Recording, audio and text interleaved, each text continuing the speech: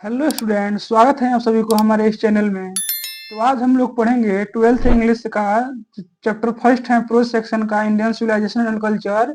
इसको हम हिंदी में एक्सप्लेन करेंगे, लाइन बाय लाइन हम लोग समझेंगे। इंग्लिश का हिंदी में एक्सप्लेन करेंगे बहुत अच्छे से। तो आप लोग इस वीडियो में बने रहिएगा शुरू से लेकर अंत तक। तो चलिए बिना किसी देरी को हम लोग स्टार्ट करते हैं। ये जो चैप्टर है इंडियन सिविलाइजेशन एंड कल्चर, जिसका राइटर है महात्मा गांधी जी। तो महात्मा गांधी का पूरा नाम है मोहनदास करमचंद गांधी, जिनका जन्म 1869 में हुआ था और मृत्यु 1948 में। आपको मतलब सेम टू सेम इंग्लिश का जो किताब है उससे मैच कर जाएगा। तो आप लोग समझ लीजिएगा, लाइन बाय लाइन हम इसको समझा रहे हैं हिंदी में। तो पॉपुलरली नो एज बापू और the father of the nation, was more a spiritual leader than a politician. इसका तात्पर्य यह है कि मोहनदास करमचंद गांधी, जिनका जन्म 1869 में हुआ था और मृत्यु 1948 में, जिन्हें बापू या राष्ट्रपति के नाम से जाना जाता है, एक राजनेता की तुलना में अधिक अत्याधुनिक नेता थे। महात्मा गांधी अत्यधिक नेता थे। He successfully use truth and non violence as the chief weapons against the British rule in India and helped India against independence। इसका मतलब हुआ उन्होंने भारत में ब्रिटिश शासन के खिलाफ मुख्य हथियार के रूप में सत्य और अहिंसा का सफलतापूर्वक इस्तेमाल किया और भारत को स्वतंत्रता प्राप्त करने में मदद की। From 1915 till 1948 he completely dominated Indian politics. He died at the hands of a fanatic on 30 January 1948. His autobiography, My Experience with Truth, and the numerous articles that he wrote for Young India, 1915 से 1948 तक भारतीय राजनीति में उनका पूरी तरह से दबदबा रहा। 30 जनवरी 1948 को एक कट्टरपंथी के हाथों उनकी मृत्यु हो गई। उनकी आत्मकथा सत्य के साथ मेरे प्रयोग और यंग इंडिया के लिए उनके द्वारा लिखे गए कई लेख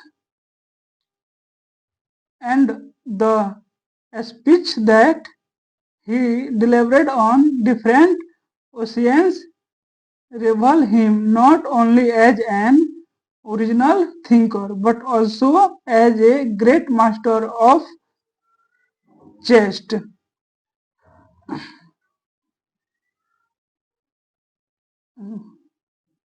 grandmaster of chess, idiomatic English in the following extract, Indian civilization and culture।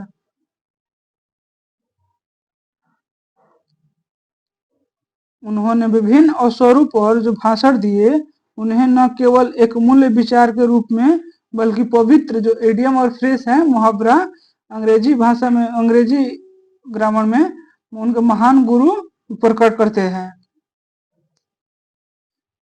उसके बाद है in the following extract Indian civilisation and culture, Gandhi ji talk about the sound foundation of Indian civilisation which has successfully withstood the passage of time। निम्नलिखित उदाहरण भारतीय सभ्यता और संस्कृति में गांधी जी भारतीय सभ्यता की मजबूत नींव के बारे में बात करते हैं, जिनसे समय बीतने का सफलतापूर्वक सम्मान किया। अब गांधी जी के बारे में यह भी है। उसके बाद है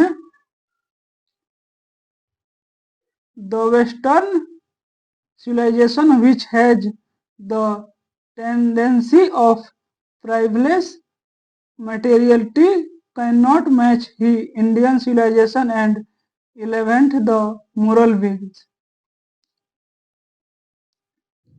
पश्चिमी सभ्यता में बहुत भौतिकता की विशेष अधिकार देने की प्रवृत्ति वह उस भारतीय सभ्यता के मेल नहीं खा सकती जो उस सभ्यता के ऊपर उठाती हैं, जो नैतिक अस्तित्व के ऊपर उठाती हैं। तो ये गांधी जी के बारे में रहा। अब स्टार्ट होगा इंडियन सिविलाइजेशन एंड कल्चर के फर्स्ट मतलब लिखा हुआ है, I believe that the civilization Indian has evolved is not to be beaten in the world. Nothing can equal the seeds sown by our ancestor. Rome went, Greece shared the मतलब गांधी जी का मानना है कि the civilisation जिस सभ्यता को भारत विकसित किया वह दुनिया मिटाने वाली नहीं है, कोई चीज बराबरी नहीं कर सकता। वो भी मतलब बोए गए बीज की रोम मिट गया। उसके बाद है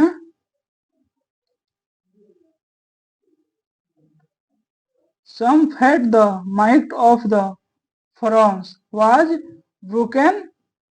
Japan has become westernized of China.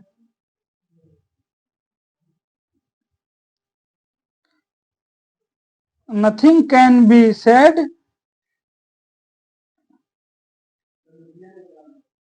Nothing China can be said, but India is still somehow or other sound at the foundation.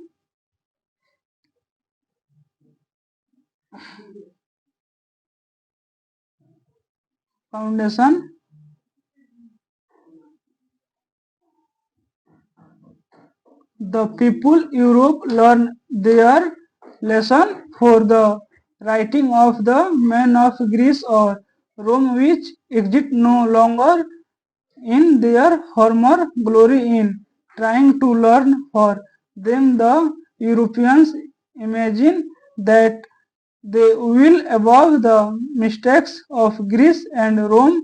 Such is their pitiable condition. मतलब गांधी जी का मानना है जिस सभ्यता भारत में विकसित किया वह दुनिया मिटने वाली कोई चीज बराबरी नहीं कर सकता। जो फराओ की शक्ति टूट गई, चीन के संदर्भ में कुछ नहीं कहा जा सकता, परंतु भारत हर हाल में अपनी नींव पर स्थित है और यूरोप वासी ग्रीक और रोम लेखकों की कृत अपना मतलब ये सब अपना सबक सिखाते हैं, जिनकी पूर्व की गरिमा अब नहीं रही। उनसे सीखने का प्रयास में यूरोपवासी सोचते हैं कि वे अपने त्रुटियों को दूर कर लेंगे। ऐसी उनकी दयनीय अवस्था है। दूसरा लाइन में है in the midst of all these India remember immovable. इन सबके बीच भारत स्थित न रहा एंड दैट ही ग्लोरी, या उनके लिए गर्व की बात है।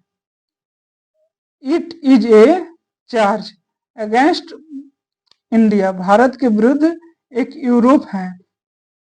That her people are so uncivilised, कि उनके जनता इतने असभ्य, इग्नोर एंड स्टोलिड, अज्ञानी और मंदबुद्ध हैं। That is not possible to induce them to adopt any charge, कि उन्हें परिवर्तन को अपनाने हेतु प्रेरित करना असंभव है। It is a charge really against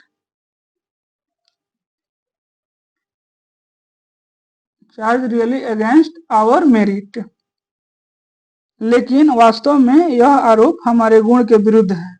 What we have tested and found true on the anvil.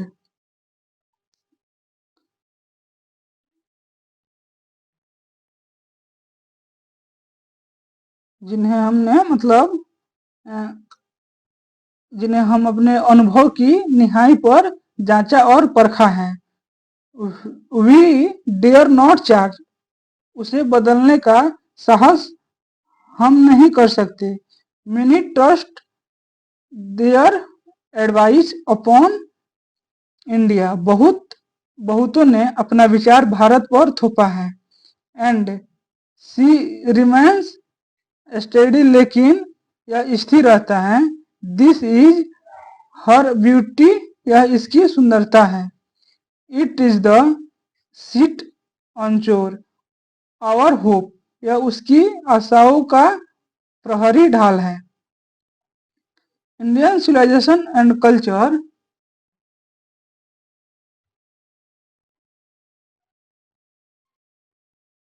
मतलब दोनों हो गई। अब तीसरा नंबर में है,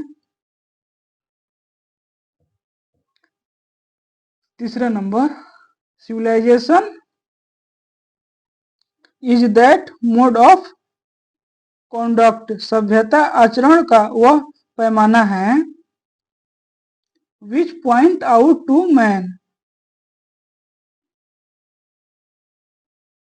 द पाथ ऑफ ड्यूटी, जो मनुष्य को कर्तव्य का मार्ग दिखाता है। Performance and observance of morality are convertible, कर्तव्य पालन और नैतिक अवलोकन एक दूसरे में परिवर्तनीय है।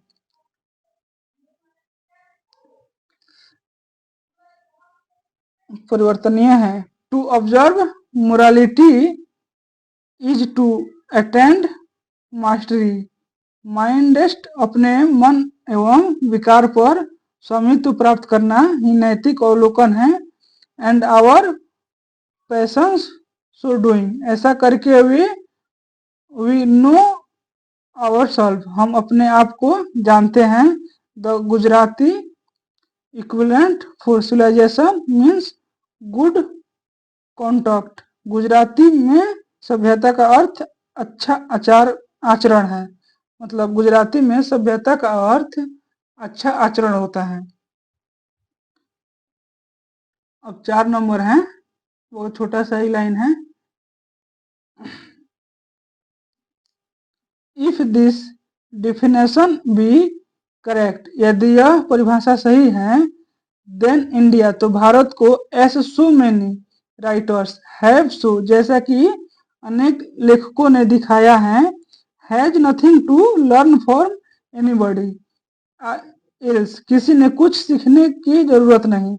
And this is as it should be, यह वैसी ही है जैसा इसे होना चाहिए। 5 नंबर है, we notice that the mind is a restless bird, हम देखते हैं कि मन एक बेचैन पक्षी है। The more it gets the more it wants, इसे जितना अधिक मिलता है उतना ही अधिक पाना चाहता है। And still remains unsatisfied,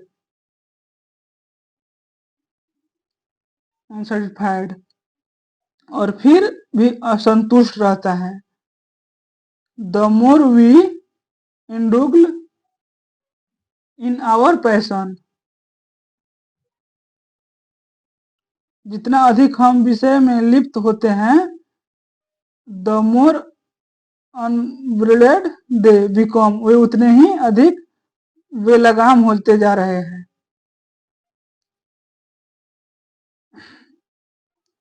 our एसेंस्टर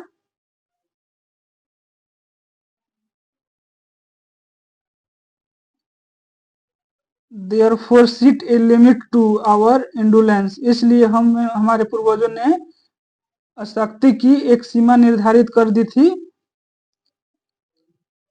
they saw that happiness was largely A mental condition, उन्होंने देखा कि खुशी एक मानसिक अवस्था है।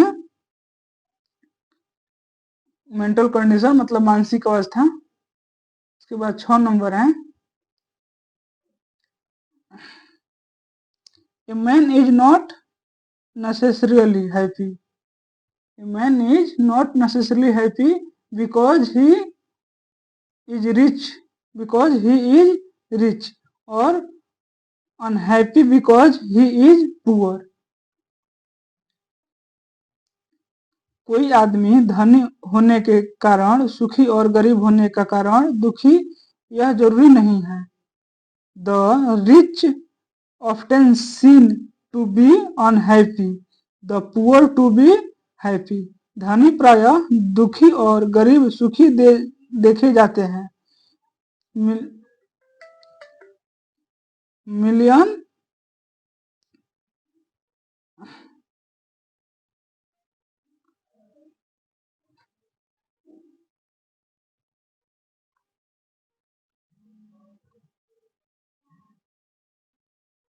दुखी will always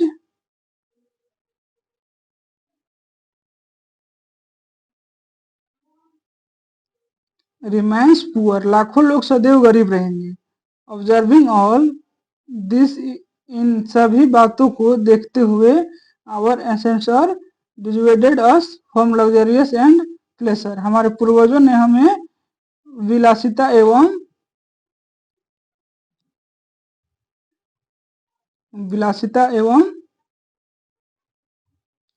सुख से बचने की सलाह दी. They have managed with the same kind of pluck as existed thousand year ago. हमारे उन मान्यताओं को आज भी बरकरार रखा है जो हजारों वर्ष पूर्व थे. We have retained the same kind of contacts that we had in former times. आज भी वैसा ही भर रखा है जो पूर्व में था. Our indigenous education remains the same as before. और हमारी घरेलू शिक्षा भी वैसे ही है जैसे पूर्व में थी. We have had no system of life corroding competition. जीवन को धीरे धीरे नष्ट करने वाली प्रतिस्पर्धात्मक जीवन शैली को हमने प्रश्रय नहीं दिया. Each followed his own occupation of trade and charged a regular wage. सभी अपने अपने व्यवहार को करते हैं और उचित मजदूरी पाते हैं. It was not that we did not know how to invent machinery. ऐसा नहीं था कि हम मशीनों का आविष्कार करना नहीं जानते थे. But our forefather knew. लेकिन हमारे पूर्वज इस बात को अच्छी तरह जानते थे कि that if we set our hearts after such thing, यदि हमने ऐसा किया तो we would become sold and lose our moral favor. तो वह गुलाम हो जाएंगे और अपनी नैतिकता को खो देंगे.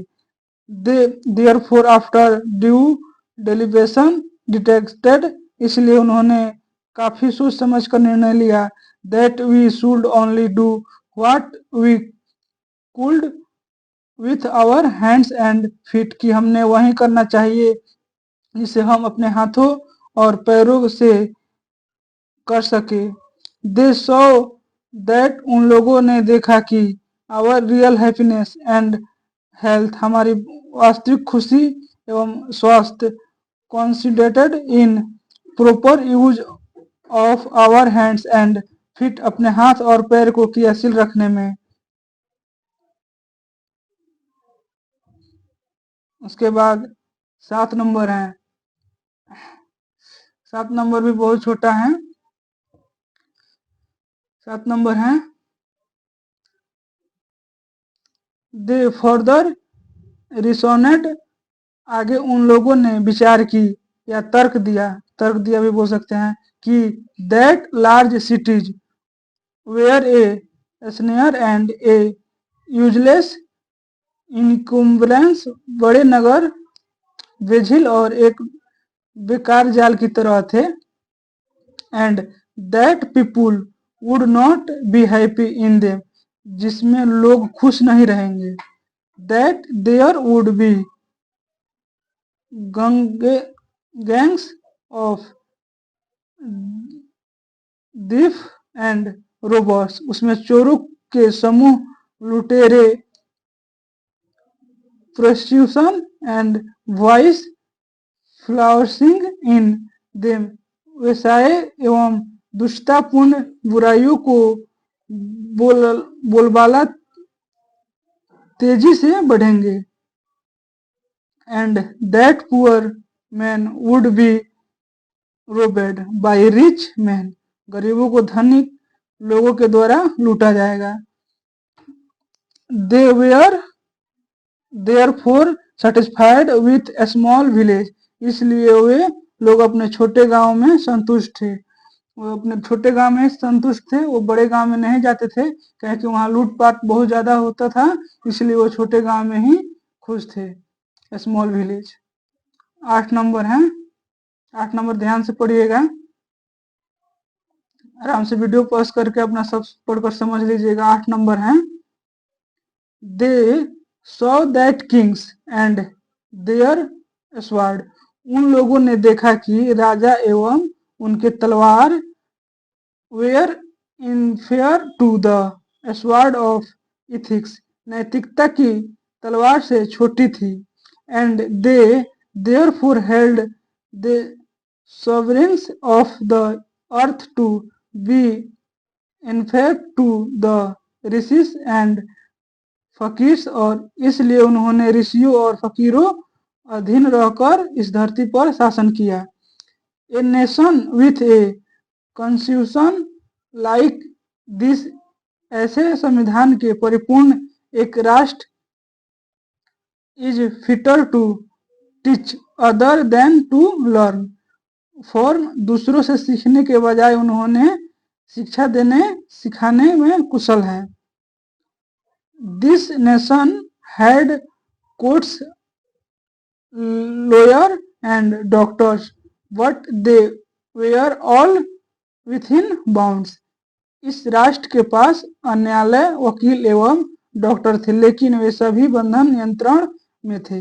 एवरीबडी नी दैट, सभी जानते थे कि this professionals were particularly superior, ऐसे व्यवसाय किसी भी तरह उत्कृष्ट नहीं थे।